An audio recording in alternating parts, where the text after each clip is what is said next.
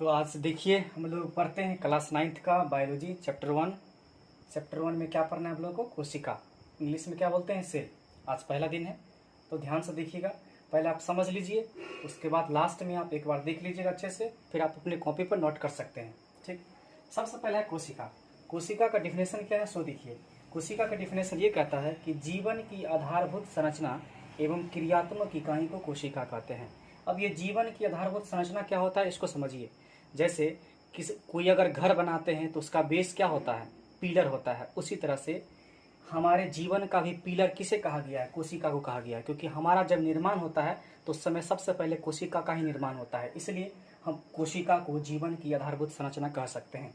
क्रियात्मक इकाई क्यों कहते हैं कि सर बिना कोशिका के कोई भी अपने बॉडी में काम नहीं कर सकता है। मैंने बॉडी में कोई भी काम जो है बिना कोशिका के आप नहीं कर सकते हैं, ठीक ना। इसलिए कोशिका का डिफिनेशन क्या बन गया कि जीवन की आधारभूत संरचना एवं क्रियात्मक इकाई को क्या कहते हैं? कोशिका कहते हैं। अब देखिए तो आगे लिखा हुआ है कोशिका का अध्ययन क्या कहलाता है।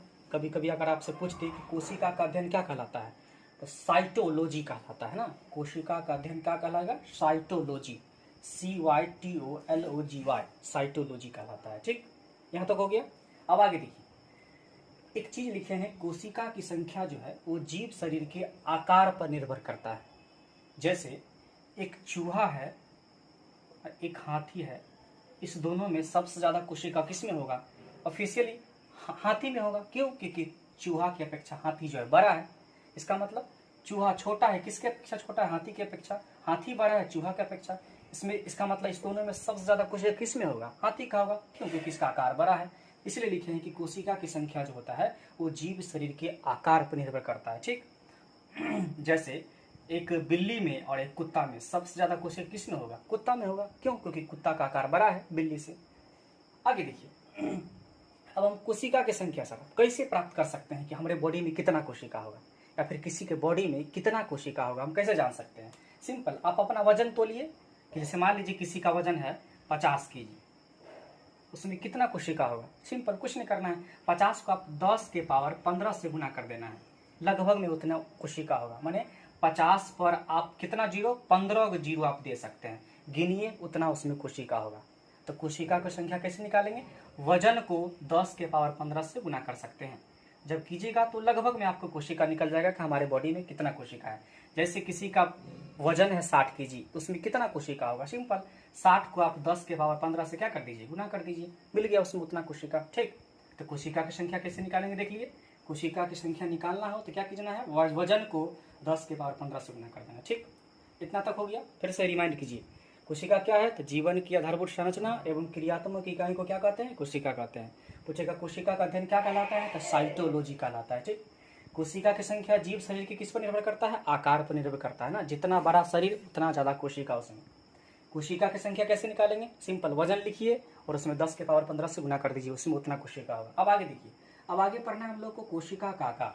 सर कितना बड़ा, कितना छोटा, किस में ज्यादा बड़ा पाया जाता है, किस में छोटा पाया जाता है, इनके बारे में सबसे पहले अध्ययन करते हैं। इसमें देखिए हम दो कैटेगरी में बांटे हैं, एक दुनिया के बारे में बताए हैं, एक हम लोग के बारे में, मतलब हमारे बॉडी में बताएं, ठीक है, या फिर मानव शरीर के बॉडी में बताएं। अगर आप पूछे ओवरऑल माने दुनिया का सबसे छोटी कोशिका कौन होता है? तो माइकोप्लाज्मा। यह एक प्रकार का बैक्टीरिया है, ठीक ना। तो सबसे छोटा बैक्टीरिया होता है, सबसे छोटा बैक्टीरिया, उसको माइकोप्लाज्मा कहते हैं। तो पूछेगा कि ओवरऑल पूरे विश्व में बांटेंगे कि कौन सा छोटी कोशिका होगा, कौन सा बड़ी कोशिका होगा, फिर हम लोग पढ़ाएंगे, मानव पढ़ाएंगे, ठीक है ना।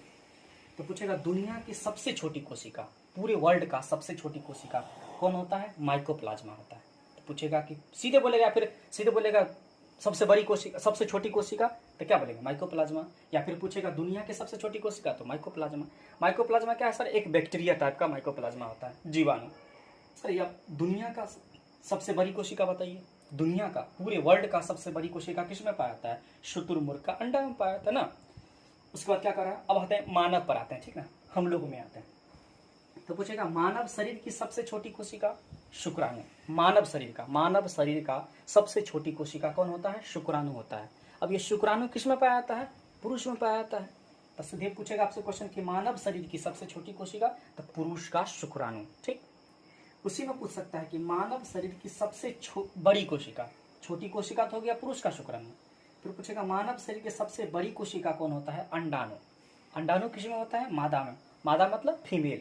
फीमेल का जो अंडाणु होता है वो मानव शरीर का सबसे बड़ी कोशिका होता है। ठीक, कभी कभी पूछ देता है कि मानव शरीर की सबसे लंबी लंबाई में, ये जो था मानव शरीर की सबसे छोटी बड़ी, ये सब आकार का बात कर रहा था, लेकिन यहाँ वो पूछ रहा है कि मानव शरीर की सबसे लंबी लंबाई में कौन बड़ी होती है, सबसे लंबी कोशिका? तो बोलेंगे तंत्रिका कोशिका। इसी तंत्रिका कोशिका का दूसरा नाम क्या है? न्यूरॉन। रिमाइंड कीजिए, दुनिया की सबसे छोटी कोशिका माइकोप्लाज्मा, दुनिया की सबसे बड़ी कोशिका शुतुरमुर्ग का अंडा, मानव शरीर की सबसे छोटी कोशिका पुरुष का शुक्राणु, मानव शरीर की सबसे बड़ी कोशिका मादा का अंडाणु। फिर पूछेगा मानव शरीर की सबसे लंबी कोशिका तंत्रिका कोशिका, जिसे हम न्यूरॉन कहते हैं। ठीक, आगे देखिए, अब हम आगे पढ़ना है हम लोग को कि कोशिका के आधार पर, यहाँ पर देखिए किसके आधार पर? तो कोशिका के आधार पर कोई भी जीव है उसको दो भागों में बांटा गया है। तो कोशिका के आधार पर जीवों को कितने वर्गों में बांटा गया है? दो वर्गों में बांटा गया है। एक है एक कोशिकीय जीव, आप सुने होंगे, इसको यूनिसेलुलर ऑर्गेनिज्म कहते हैं। एक कोशिकीय जीव, नाम से स्पष्ट है, वैसे जीव जिनका शरीर कितने कोशिका का बना हो? केवल एक कोशिका का बना हो। तो वही लिखे हैं, वैसे जीव जिनका शरीर केवल एक कोशिका का बना हो क्या कहलाता है? एक कोशिकीय जीव कहलाता है। सिंपल। जैसे एग्जाम्पल देखिए, अमीबा, नाम सुने होंगे। अमीबा का कोई आकार नहीं होता है, अपना आकार हमेशा बदलते रहता है। ठीक ना, ये अपना भोजन जो है मुख के द्वारा नहीं करता है, क्योंकि इसके पास मुंह भी नहीं पाया जाता है। तो इसके कैसे भोजन ग्रहण करेगा? ये तो कूटपाद के द्वारा करता है, ये हम आगे पढ़ेंगे। ठीक ना, ये देखिए पैरामीशियम लिखा हुआ है, पैरामीशियम, ये भी एक प्रकार का एक कोशिकीय जीव है। इसका आकार जो है ना चप्पल की तरह होता है, चप्पल की तरह ना, चप्पल सैंडल नहीं होता, उसकी तरह होता है पैरामीशियम का आकार। क्लेमाइडोमोनास, क्या पढ़ेंगे इसको? क्लेमाइडोमोनास, यह एक प्रकार का मतलब एक कोशिकीय पौधा है। अमीबा और पैरामीशियम ये दोनों जीव है, और ये जो लिखे हैं क्लेमाइडोमोनास, यह एक प्रकार का पौधा है। और ये कैसा पौधा है? एक कोशिकीय पौधा है, एक कोशिकीय जीव, समझ गए? अब देखिए नीचे में क्या लिखा है, बहुकोशिकीय जीव, इसको बोलते हैं मल्टी सेलुलर ऑर्गेनिज्म। इंग्लिश नहीं लिखे हैं, देख लीजिए, नाम से स्पष्ट है, बहुत सारा कोशिका जिसमें हो। तो वैसे जीव जिनका शरीर बहुत सारे कोशिकाओं का बना होता है बहुकोशिकीय जीव कहलाता है। जैसे हम लोग जीव जंतु हो गए, पेड़ पौधे हो गए, इन लोगों का शरीर जो है बहुत सारे कोशिकाओं का बना होता है, इसलिए इन्हें बहुकोशिकीय जीव कहते हैं। ठीक, इतना तक आप देख लीजिए, एक बार स्क्रीनशॉट ले लीजिए, ठीक ना, उतार लीजिए, नोट कर सकते हैं, फिर आगे अगले दिन, तब तक के लिए ओके। ठीक।